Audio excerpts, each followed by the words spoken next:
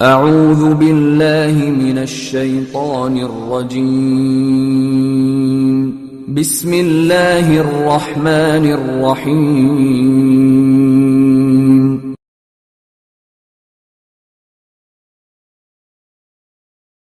أَوَلَمْ يَرَوْا أَنَّا خَلَقْنَا لَهُم مِّمَّا عَمِلَتْ أَيْدِينَا أَنْعَامًا فَهُمْ لَهَا مَالِكُونَ۔ کیا انہوں نے غور نہیں کیا کہ ہم نے اپنے ہاتھوں کی بنائی ہوئی چیزوں میں سے ان کے لیے چوپائے پیدا کر دیے جن کے اب یہ مالک بنے پھرتے ہیں؟ یہ میری بھینس ہے، میں اس کا مالک ہوں، یہ اس کی گائے ہے، یہ فلاں کا گھوڑا ہے، بکریوں کے ریوڑ کا مالک فلاں ہے۔ گویا یہ لوگ بڑے فخر سے ان مویشیوں اور چوپایوں پر اپنا حق ملکیت جتاتے ہیں، لیکن یہ حقیقت وہ کیوں بھول جاتے ہیں کہ انہیں تخلیق تو اللہ نے ہی کیا ہے۔ وَذَلَّلْنَاهَا لَهُمْ فَمِنْهَا رَكُوبُهُمْ وَمِنْهَا يَأْكُلُونَ۔ اور ہم نے ان مویشیوں کو ان کا مطیع کر دیا ہے تو ان میں سے بعض پر وہ سوار ہوتے ہیں اور بعض کا گوشت کھاتے ہیں، یعنی انسان سے کئی گنا زیادہ طاقتور جانوروں کو اللہ تعالیٰ نے فطری طور پر اس کے تابع کر دیا ہے۔ چنانچہ کئی جانور تو ایسے ہیں جن کو انسان سواری اور بار برداری کے کام میں لاتا ہے، اور کئی وہ ہیں جن کے گوشت سے اس کی غذائی ضروریات پوری ہوتی ہیں۔ وَلَهُمْ فِيهَا مَنَافِعُ وَمَشَارِبُ أَفَلَا يَشْكُرُونَ۔ نیز ان کو ان مویشیوں سے اور بھی فوائد حاصل ہوتے ہیں اور پینے کی چیزیں ملتی ہیں، کیا پھر بھی یہ شکر نہیں بجا لائیں گے؟ انسانی زندگی میں جانوروں کی اہمیت اور افادیت کے بہت سے دوسرے پہلو بھی ہیں۔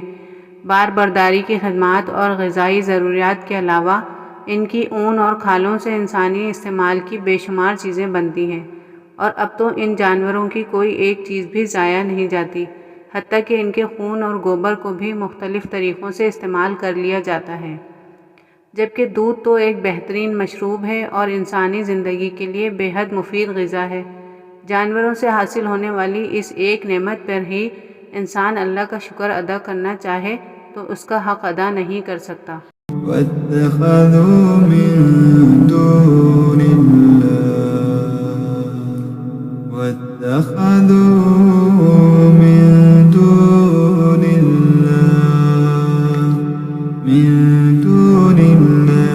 آلِهَةً لَعَلَّهُمْ يُنصَرُونَ۔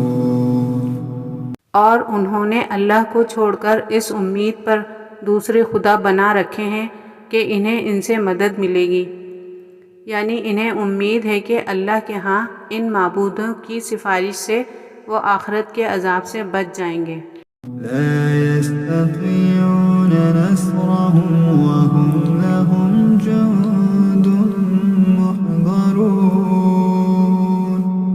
حالانکہ ان میں یہ طاقت ہی نہیں ہے کہ ان کی مدد کر سکیں، بلکہ وہ ان کے لیے ایک ایسا مخالف لشکر بنیں گے جسے قیامت میں ان کے سامنے حاضر کر لیا جائے گا، یعنی جنہیں یہ لوگ پوجتے تھے وہی انہیں پکڑ کر اللہ کے حضور پیش کریں گے اور کہیں گے، اے اللہ، یہ ہیں وہ لوگ جنہوں نے دنیا میں ہمارے ساتھ یہ ظلم کیا تھا کہ ہمیں تیرا شریک ٹھہراتے رہے۔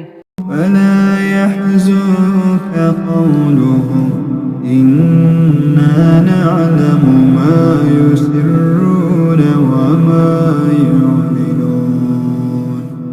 غرض اے پیغمبر ان کی باتیں آپ کو رنجیدہ نہ کریں، یقین جانو ہمیں سب معلوم ہے کہ یہ کیا کچھ چھپاتے ہیں اور کیا کچھ ظاہر کرتے ہیں۔ أَوَلَمْ يَرَ الْإِنسَانُ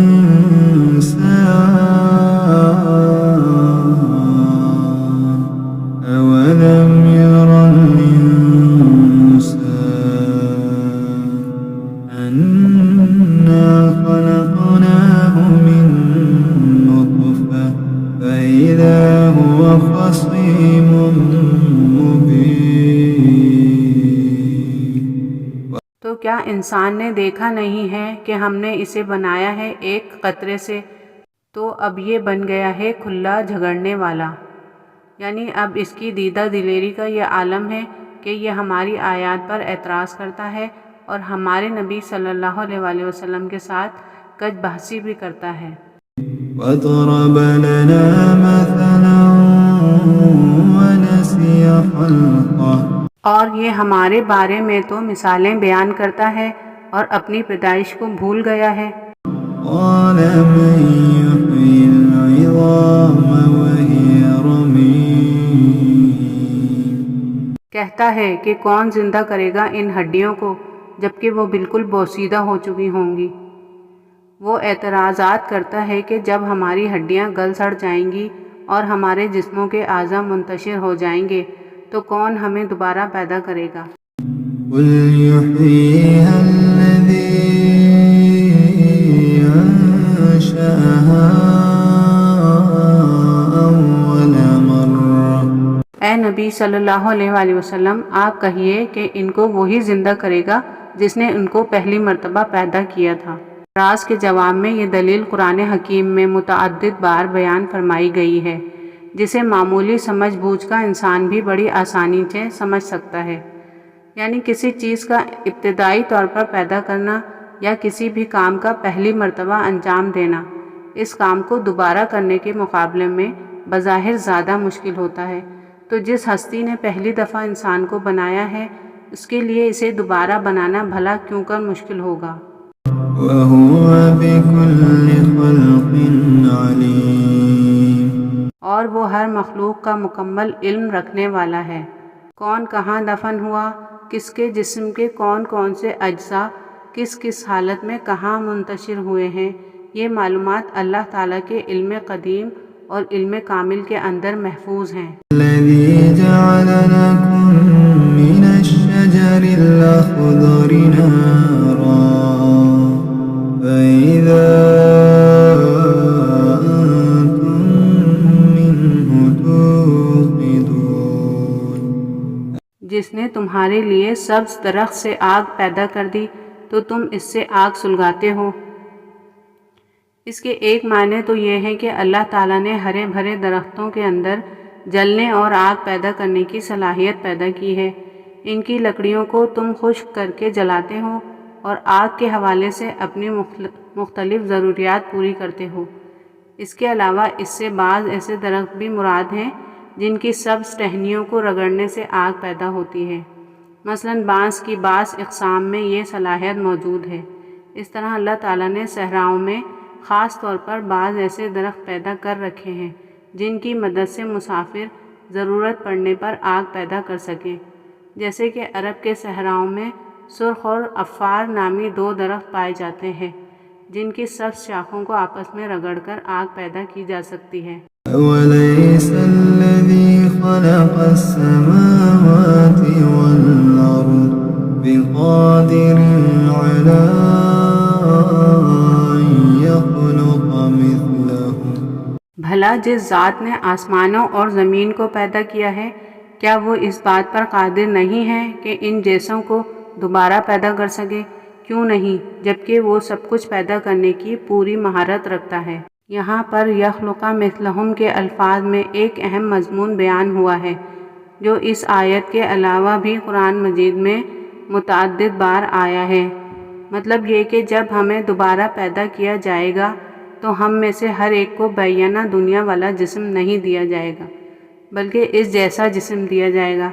اس کی عقلی توجہ یہ ہے کہ انسان کا جسم تو اس کی زندگی میں بھی مسلسل تبدیل ہوتا رہتا ہے، اس میں مسلسل تغیرات رونما ہوتے رہتے ہیں۔ کھال سمیت جسم کے تمام اعضاء کے خلیات اور خون کے سرخ و سفید خلیات مسلسل ختم ہوتے رہتے ہیں اور ان کی جگہ نئے نئے خلیات بنتے رہتے ہیں۔ اس کا مطلب یہ ہوا کہ میرا جو جسم 10 سال پہلے تھا وہ آج ختم ہو چکا ہے اور اس کی جگہ بالکل ایک نیا جسم بن چکا ہے۔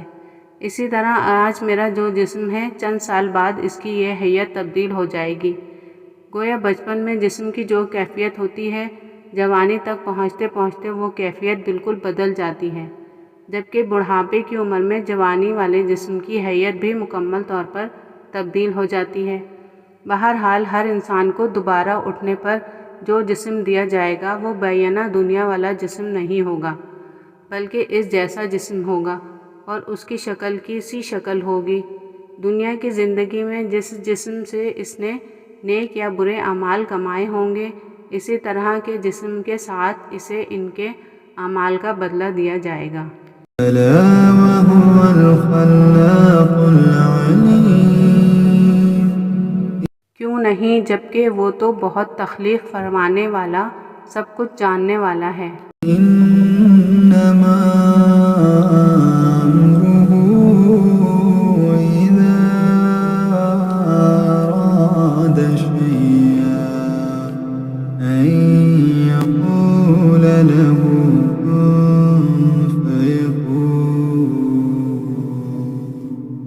اس کے امر کی شان تو یہ ہے کہ جب وہ کسی شے کا ارادہ کر لیتا ہے تو وہ اسے کہتا ہے کہ ہو جا، اور وہ ہو جاتی ہے۔ اس کا خلاصہ یہ ہے کہ عالم امر میں چیزوں کو وقوع پذیر ہونے کے لیے کوئی وقت درکار نہیں، جبکہ عالم خلق میں تخلیق کے لیے وقت درکار ہوتا ہے۔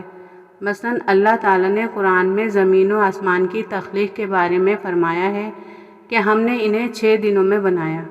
ان 6 دنوں سے مراد 6 ادوار بھی ہو سکتے ہیں۔